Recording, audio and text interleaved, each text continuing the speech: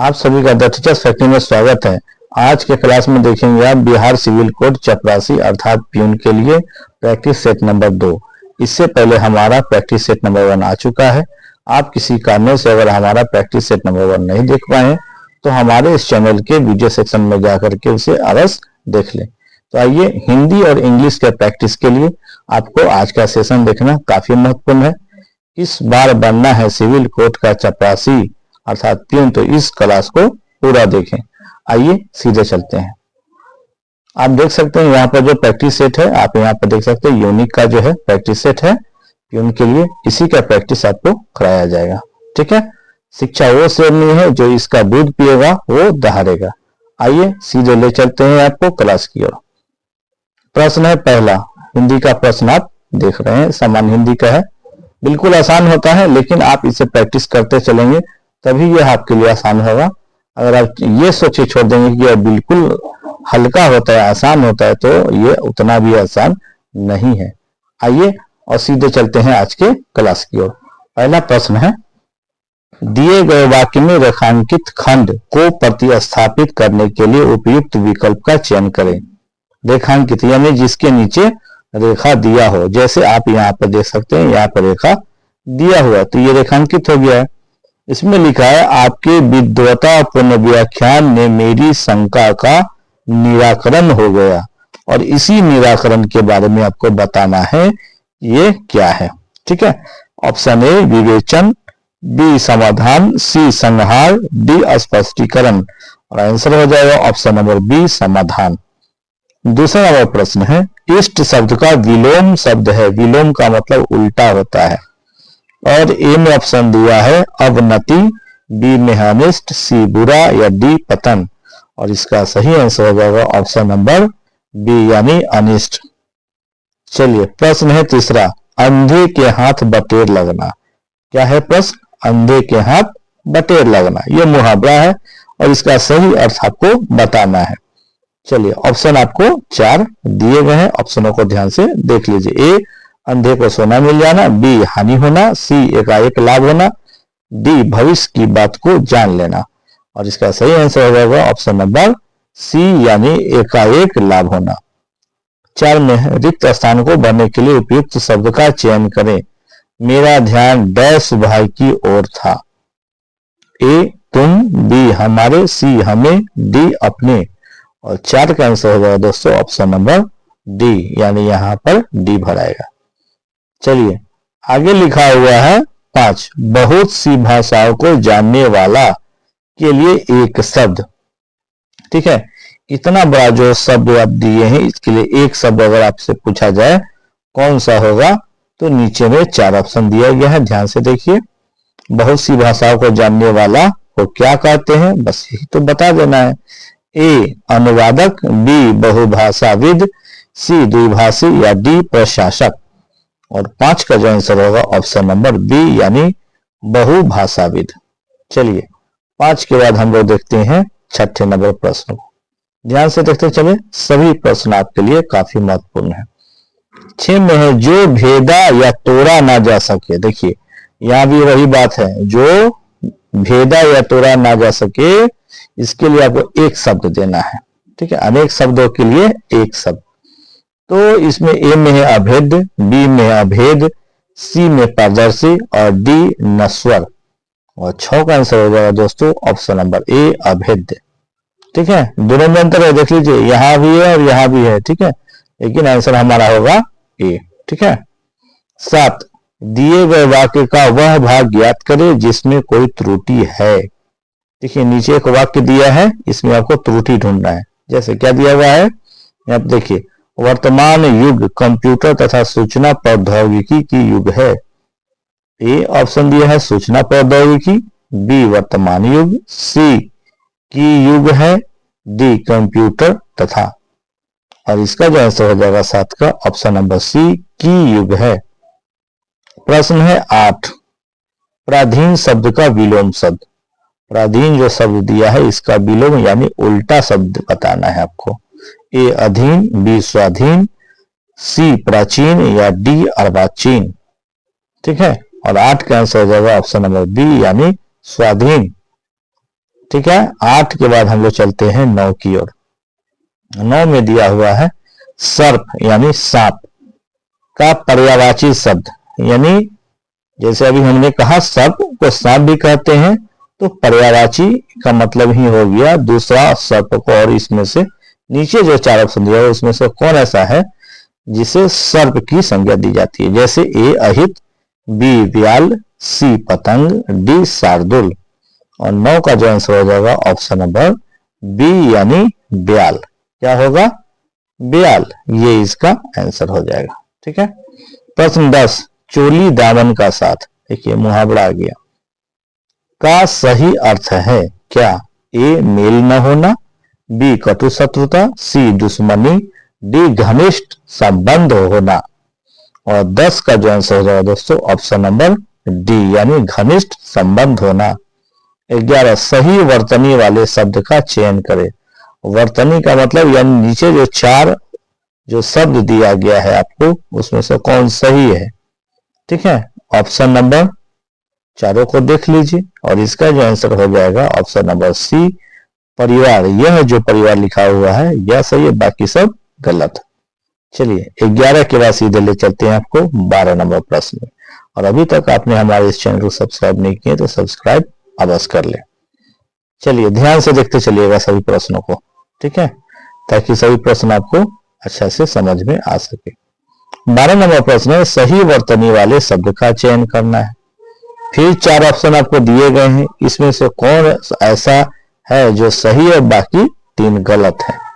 तो 12 में चारों को देख लीजिए और इसका सही आंसर हो जाएगा ऑप्शन नंबर ए सम्मुख, ये सही है, बाकी सब गलत है। ठीक है। आगे जो निर्देश दिया गया है उसको ध्यान से पहले देखिए। एग्जाम में जब इस तरह के प्रश्न आए आपको तो पहले ध्यान से पढ़ लीजिए कीजिए। जैसे 13 से 17 तक के जो प्रश्न उसके लिए बताया है, निम्नलिखित गद्यांश के रिक्त स्थानों की पूर्ति गद्यांश के नीचे दिए गए प्रश्नों के अनुसार कीजिए। और गद्यांश जो है यहां से शुरू है। ठीक है। चलिए इसको ध्यान से देख लेंगे, बिल्कुल भी नहीं घबराएंगे, सब बनेगा।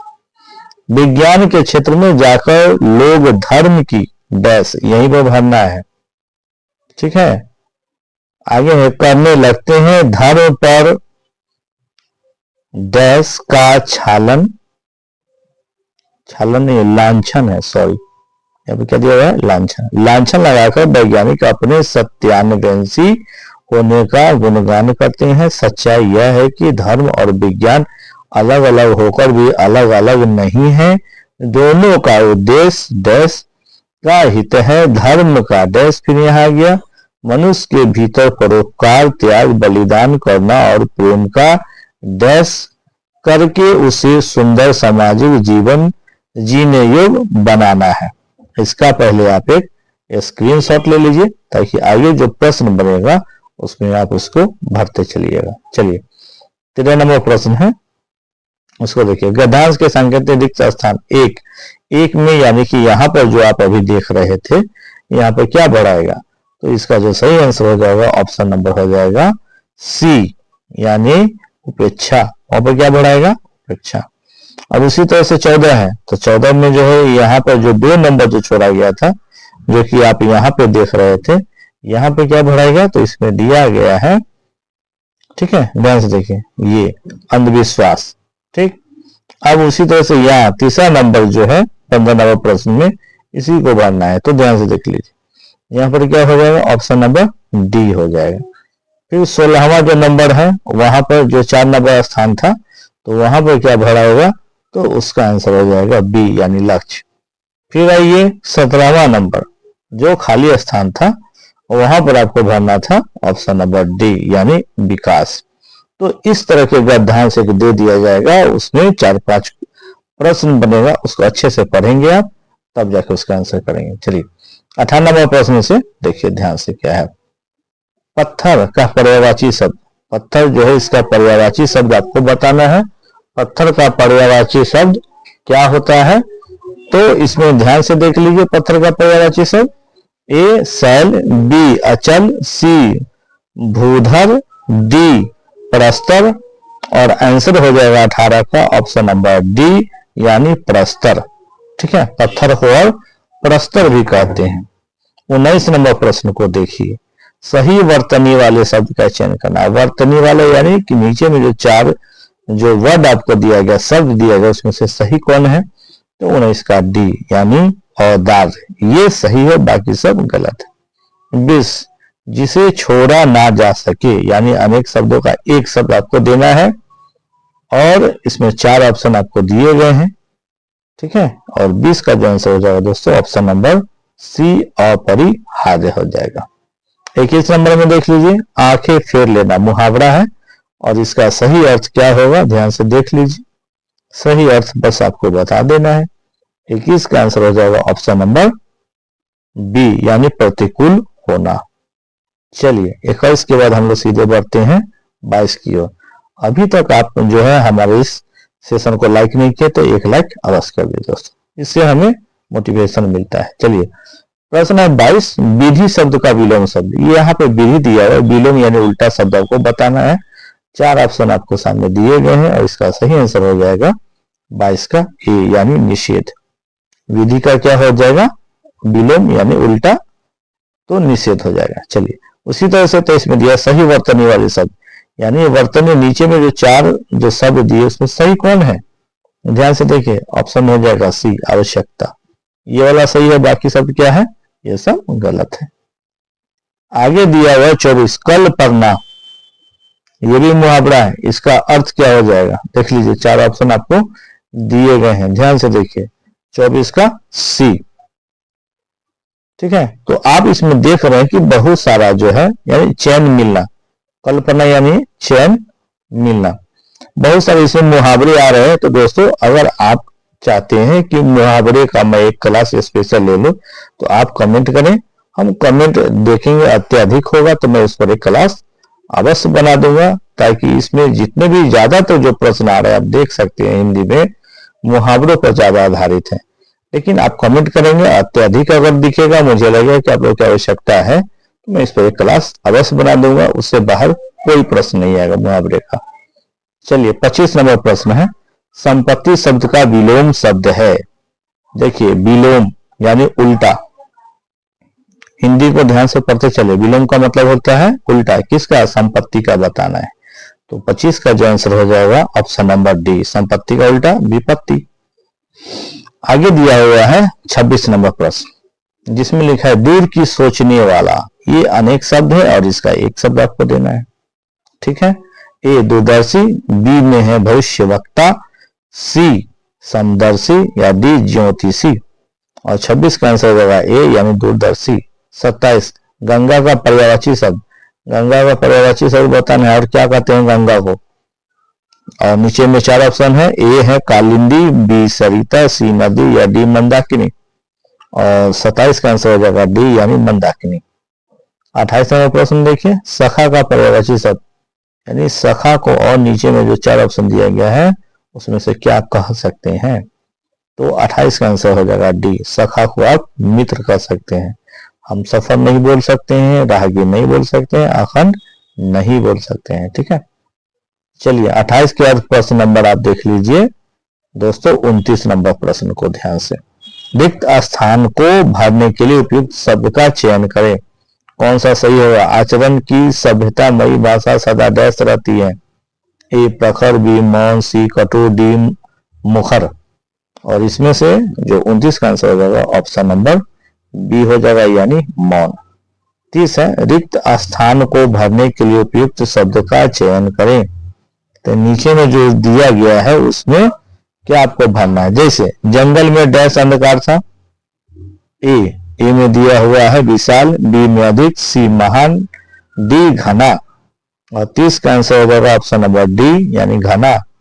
31 निम्नलिखित में कौन सा शब्द तद्भव है?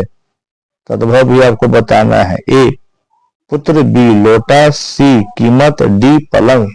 और इसका जो सही आंसर हो जाएगा दोस्तों ध्यान से देखिए 31 का डी यानी पलंग। प्रश्न 31 के बाद आप चलते हैं सीधे 32 में।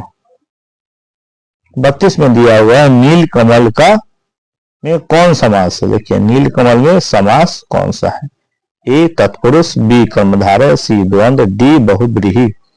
और इसका आंसर हो जाएगा 32 का ऑप्शन नंबर बी कर्मधार है। ठीक है।